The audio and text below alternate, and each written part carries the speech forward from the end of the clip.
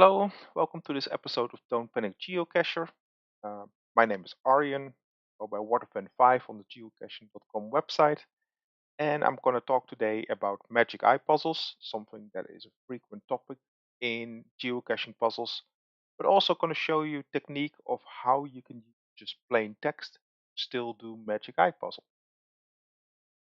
So, just a little introduction. Magic Eye, or officially called autostereograms, are basically a type of 2D image that have a 3D image embedded illusion inside of it. So, here you see an example. This is a so called Magic Eye or autostereogram on the left, and 3D embedded is the image on the right that you see right there.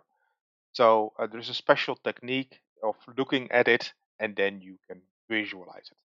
Some people can do it very easy. Some people can do takes a lot more effort.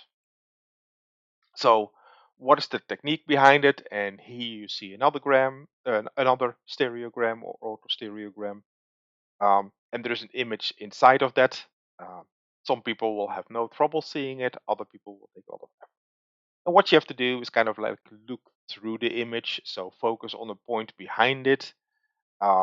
Sometimes people say that it is easier to do if they look cross-eyed, and that they can do it better. Both have the same idea that you basically try not to focus on the image, but basically try to focus on the point before or after it, and that will then make the 3D image appear. It's kind of like a psychedelic effect. If you look at it, it kind of looks weird the first time you see it, but it is pretty cool. Now, if you still have trouble with doing that, and I know a lot of people have trouble doing that, there is tools online as well. I will use the top one, the Magic Eye site.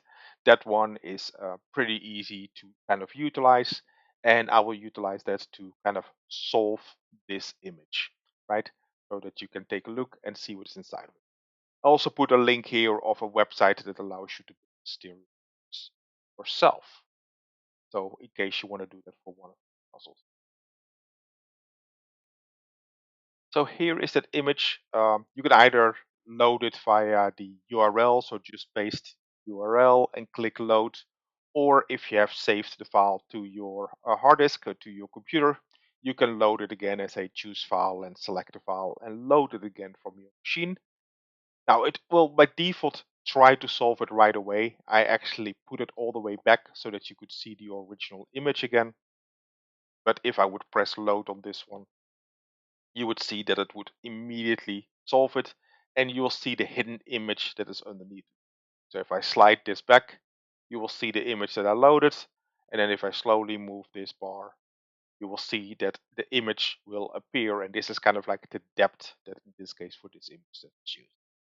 So this will allow you, this is the same thing that you would see with your naked eye, right? If you do the technique of either cross-eyed or stereograms, but this tool kind of like reverses that process of how this was made and allows you to visualize the image that is seen. That is often the answer for the puzzle. Now for the geocaching puzzle, of course, it could be a number that they want you to guess that is part of the coordinates, or it could be that it is an image that you have to enter in a keyword checker. So that is two scenarios. This is the traditional way that it is used. There is actually a very different technique how this can be used. I'm going to show you that as well. So this is a technique, and here you see kind of two variants of that. That these are plain ASCII files. There is nothing straightforward. This is just plain text, just formatted in a certain way. Both of these are stereograms. So if you put this on the geocaching.com web page, you can just visualize it. You don't have to do it as an image. You can just do it as plain text. In the first one, I kind of use the numbers as pi to encode the image. So there is actually very little repeat in there. And it starts indeed out with right with the number for pi, but then you see that it is modified. This is a stereogram and hides an image. Or in this case, it hides three numbers.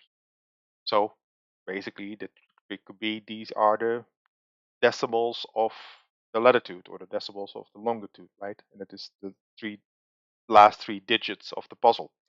And people would be looking at all these numbers and wondering which of these three numbers do I need In reality, this is a stereogram. On the right side, I've used more of an image variant. This one became a little bit bigger, so uh, apologize for the weird pasting that's going on here. I used the word geocaching.com and just had it repeat over and over again, but it's hidden with a stereogram. I did that using this website. I put the URL right here. That is the website that is used. But let's take a look at what were the images hidden in these two pieces of text. Now, how did I do that?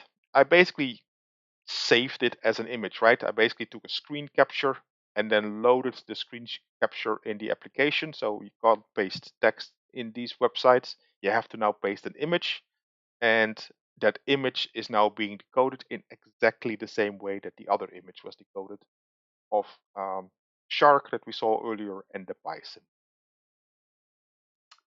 So as I mentioned, I often just take a screenshot. I typically use just the snipping tool of Windows, grab an area of the screen, save that, and now I can load it again website, right? I can choose file and load again the file that I just saved. So it's just a screenshot, and that is the image right here.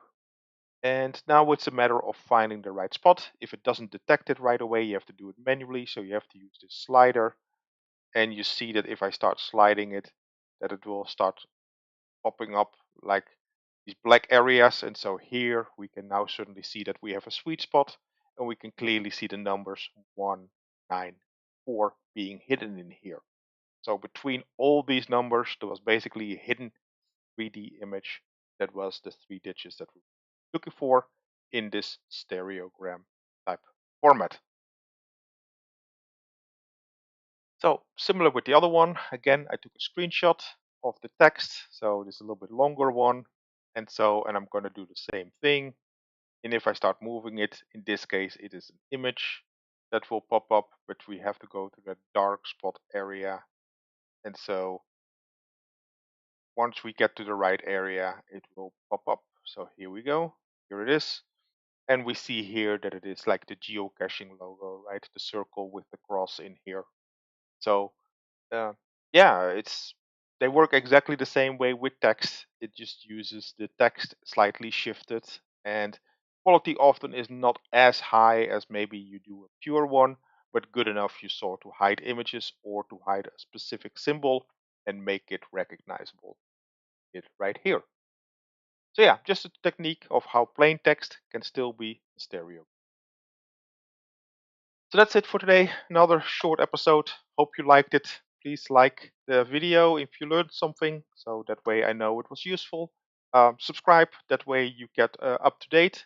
Hopefully, this technique will help you solve some puzzles or maybe give you an idea to make a new geocaching puzzle. Thank you so much for your time, and hope to see you at the next video.